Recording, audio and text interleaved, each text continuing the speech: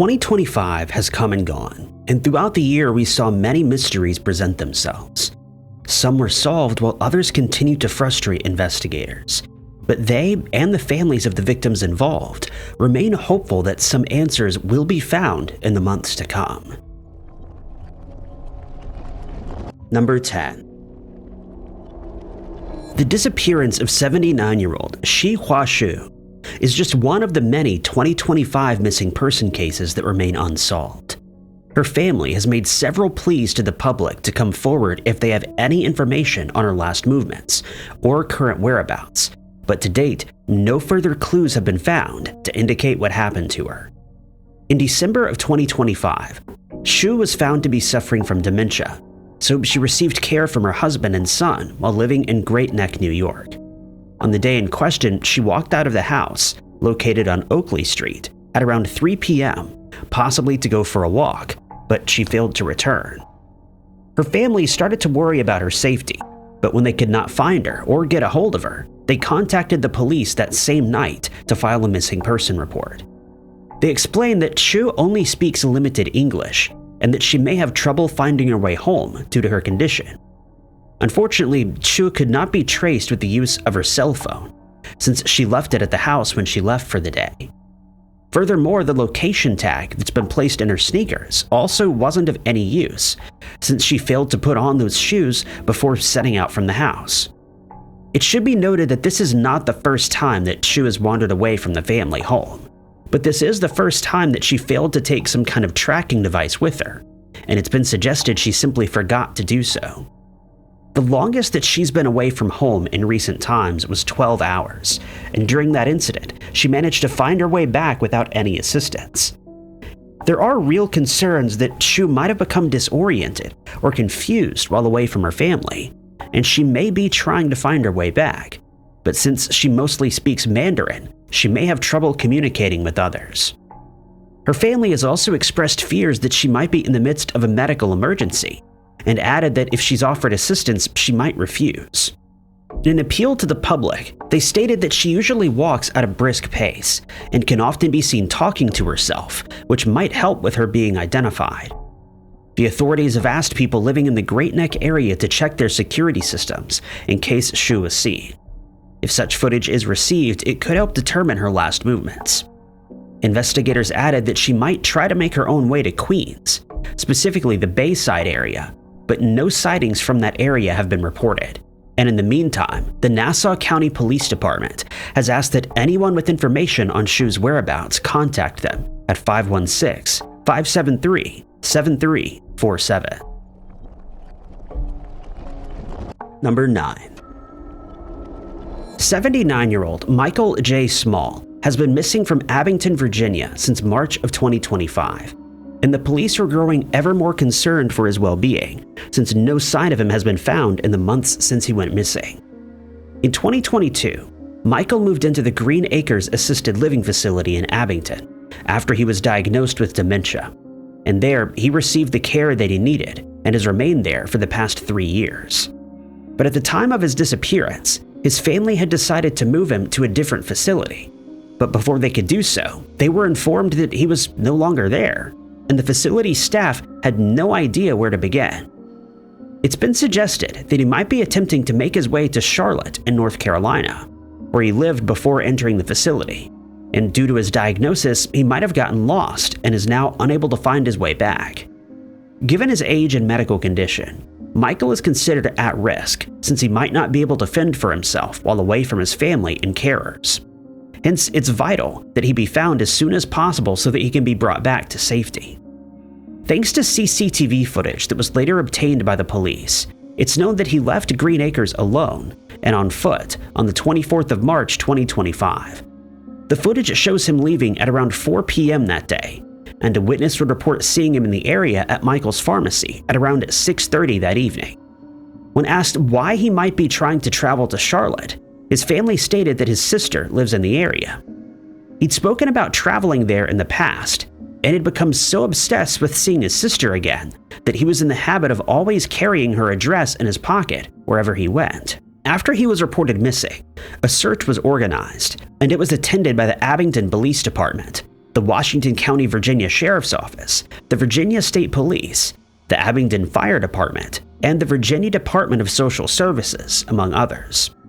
Michael's daughter, Carrie, told the news outlet that his family had also conducted their own searches in the Bristol area, where they spoke to homeless people in the area in hopes that he'd been spotted.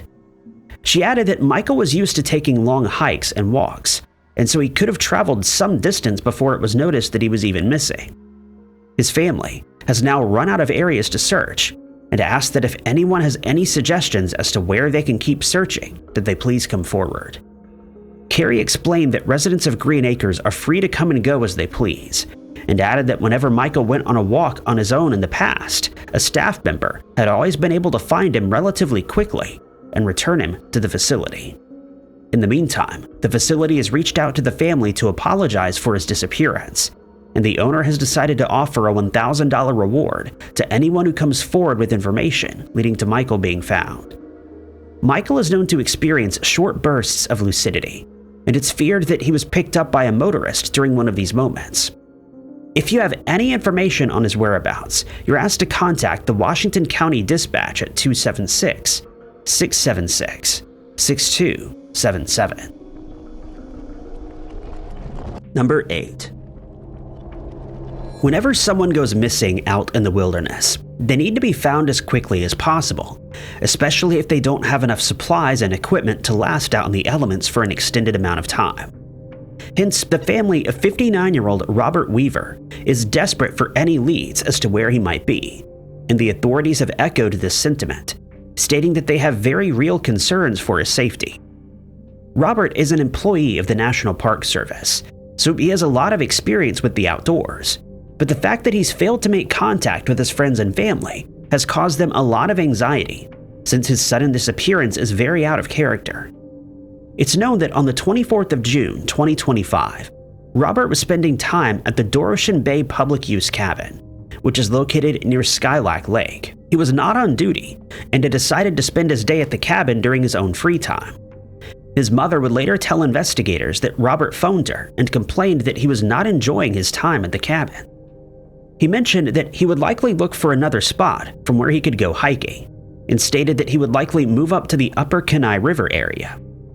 As soon as he was reported missing after failing to show up for his shift, a search was started with the aid of canine units, drones, helicopters, rafts, and boats, but initially no sign of Robert was found. Then, on the 28th of June, searchers finally found their first clue. Robert's backpack was discovered in the Upper Kenai River area after it became stuck in a log jam. This suggests that he followed through with his plans to find a new camping spot. His car was found on the 1st of July, but upon searching the vehicle, investigators found nothing more of any use. Searches were then conducted in the Upper Kenai River area, but again to no avail. Although investigators have stated their belief that he might still be in that area. The search was officially called off on the 24th of June, but the authorities have stated that more searches will be coordinated in the future. These will be conducted by the National Park Service and Alaska State Parks with the aid of Alaska State Troopers. Robert's mother has since started a GoFundMe campaign since Robert's belongings and vehicle need to be brought back home, an effort which his mother says will cost them a lot of money. To date, the campaign has collected just over $2,000. She added that she's written to the president and her state senator, Jerry Moran, to ask for professional divers to be sent to the areas where Robert might be, but she's received no reply. If you or anyone you know has any information on Robert's case, you're asked to contact the Kenai National Wildlife Refuge headquarters at 907-262-7021. Number 7. 63-year-old Freddie Van Valkenburg went missing in the latter part of 2025, but his case remains unsolved, as his family, friends, and authorities have been unable to locate him, and they've asked for the public's assistance in hopes that his case will be solved. In November of that year, Freddie was living in Port Charlotte, Florida, and he was last seen leaving his house, located on Bear Avenue. He was supposed to return to work on the 2nd of December, but he failed to do so. After his family was informed of Freddie's absence, his mother contacted the police to file a missing person report, and since then, the authorities have done all they can to locate him, but with very little success. Strangely, his wife failed to report him missing, since he didn't return home as planned, and there are very real concerns for his health, since Robert needs to take insulin every day. It's believed that he's run out of insulin by this time, so it's very important that he's found so that he can receive the medication he needs. The authorities have stated that some aspects of Robert's case seem to make very little sense, and his son Dylan has added that he finds his father's disappearance suspicious and out of character. After the missing person report was filed, the police searched Freddie and his wife's house, and there they found his wallet, car, and keys along with his cell phone. It's unknown why he would leave the house without these items, especially his phone, since he would normally keep in touch with his family. If he had taken his phone with him, it could possibly have been used to track his movements, but that's not possible. The authorities conducted several searches in the Veterans Park area close to Edgewater, but even with the use of search dogs, no clues were found. It should be noted that a note was found in the couple's home after Freddie went missing, but the police have declined to share what was written in it, or whether he was even the author. When he was last seen, he was walking along Bear Avenue close to his house, but his movements after that remain uncertain. Dylan was surprised to have received a call from the local sheriff's office, which informed him that his father had been missing for 3 days by that point. His uncle Randy was the one who finally filed a missing person report, and it remains unknown why Freddie's wife failed to do so when he didn't come home. While his disappearance seems suspicious to his family, the police have stated they do not suspect foul play in Freddie's case, and they do not believe that there's a criminal element involved. Anyone who has seen Freddie or has any information on his case is urged to contact the Charlotte County Sheriff's Office at 941-639-2101. Number 6. 69-year-old Adib Eddie Rohana is well known in the Vestal community of Chenango, New York. At the time of his disappearance, he'd been living in the area for 3 decades, and his business, a used car dealership called Cars R Us, had been a fixture in the area for 20 years. Hence, his sudden and inexplicable disappearance has left the community shocked, but despite their best efforts and those of investigators, he's yet to be located. Police have now asked that anyone with information on his case come forward, so that Adib's 5 children can finally find some of the answers that they're looking for. The last time that Adib was seen was at around noon on the 11th of January, 2025, while he was at his dealership, which is situated on Upper Front Street. His family became concerned when he failed to come home that day, and when they still had not heard from him by the 14th of January, they decided to contact the police to file a missing person report. One of the first steps in the investigation was to check his phone records, and surprisingly, it was discovered that Adib's phone was updated at 6 p.m. on the day of his disappearance, while it was in the vicinity of the dealership. Just a few minutes later, it was turned off, and it's not been turned back on since. After his family made an emotional appeal to the public, some leads were received and followed up on, but none of these tips led to Adib being located. Detectives have scoured through every available piece of information in an effort to piece together the missing man's movements after he left the dealership, but no useful CCTV footage has been found, and it remains unknown whether he left of his own accord or if he was a victim of foul play. Investigators are certain that someone in the Vestal community knows what happened to Adib, but they failed to come forward, leaving the investigation at a standstill since no further clues have been found. In an effort to urge anyone with useful information to step forward, his family has offered a $20,000 reward to anyone who can help the police track Adib down. But despite this large reward, no one has volunteered such information. Anyone who has seen Adib, or who can aid the police in locating him, should contact the Broome County Sheriff's Office tip line at 607-778-1196. Number 5. There is real concern for the well-being of 36-year-old Eric Thomas Putnam, who's been missing since the 4th of April, 2025. Investigators have released as many details on his case as possible, and some of the details are very disconcerting. Eric hails from Ocala in Florida, and when he went missing, he was employed at Marion Pneumatics and Hydraulics, which is situated on Magnolia Avenue. He was seen there while working his shift on the day of his disappearance, and none of his coworkers have seen or heard from him since. Very few details are available in Eric's case, but it's known that there are very real concerns for his safety, thanks to some of the clues that have been found since the day that he went missing without a trace. On the 7th of July, 3 months after he was reported missing, his mother, Rebecca Sanchez, received a call from someone who'd spotted his car, but the information that they had only caused further concern for Eric's safety. They informed her that his car had been incinerated before it was discovered at 1224 East Anderson Street in Orlando, and that it had been towed away before the scene could be processed by investigators.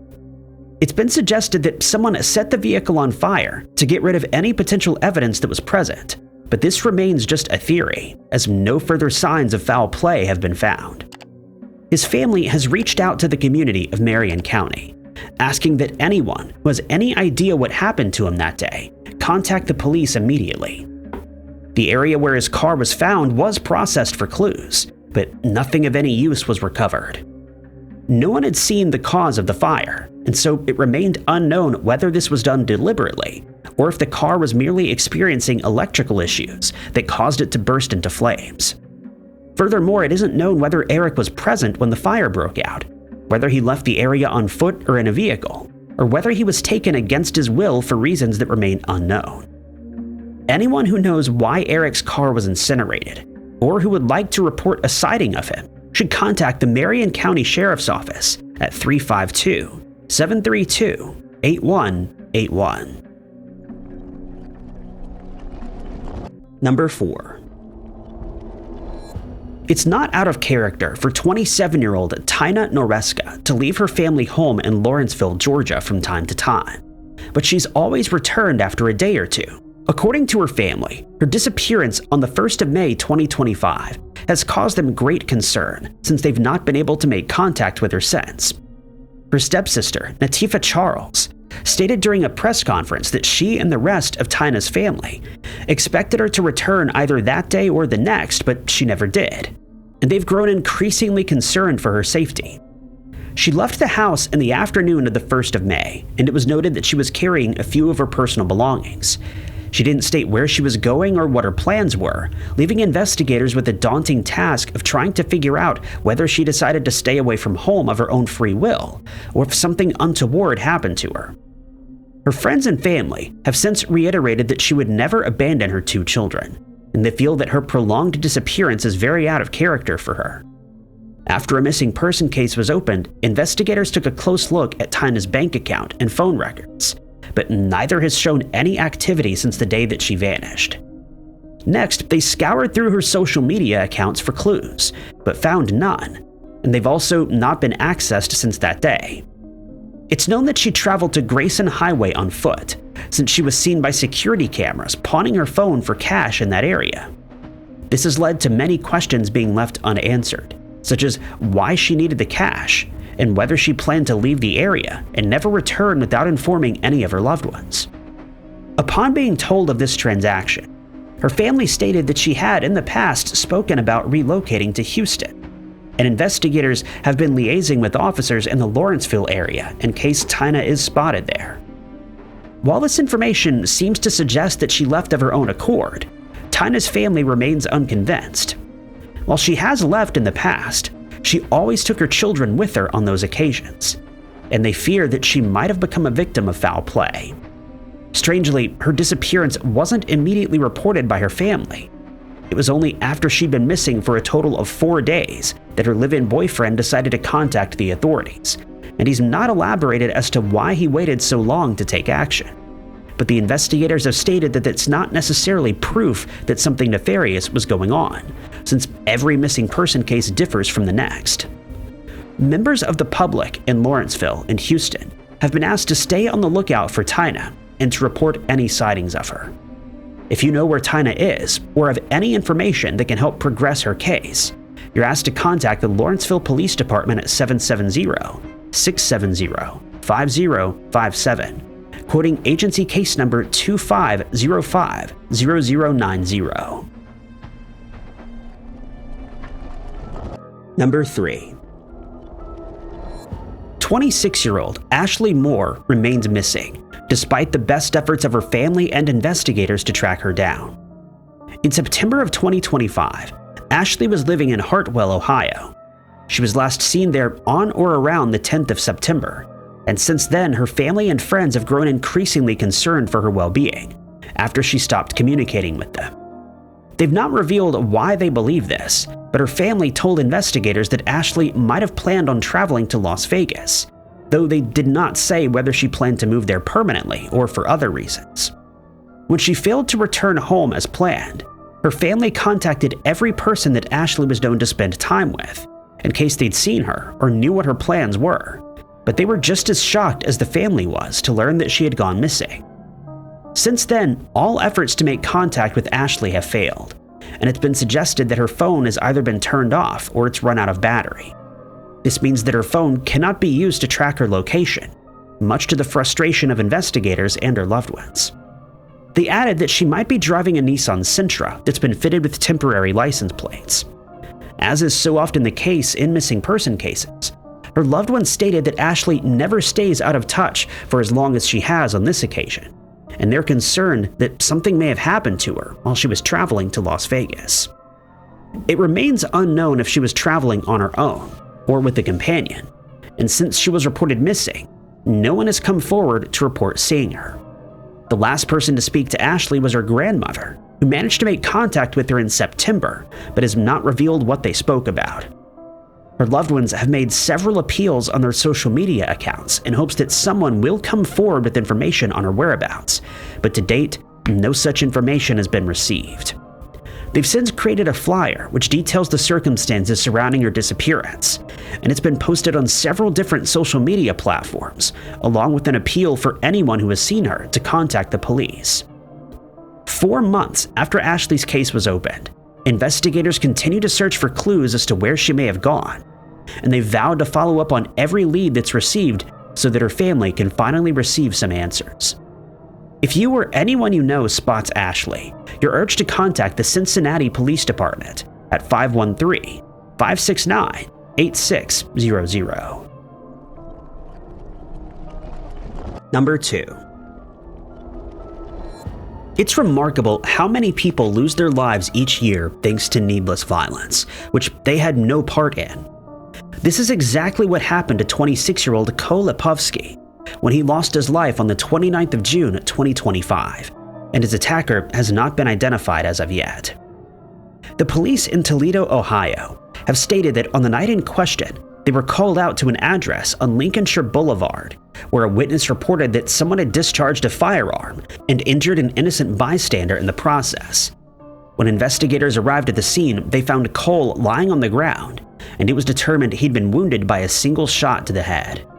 He was rushed to a hospital in the area after receiving treatment at the scene, and doctors did all they could to save his life, but unfortunately, their efforts were in vain, and Cole passed away.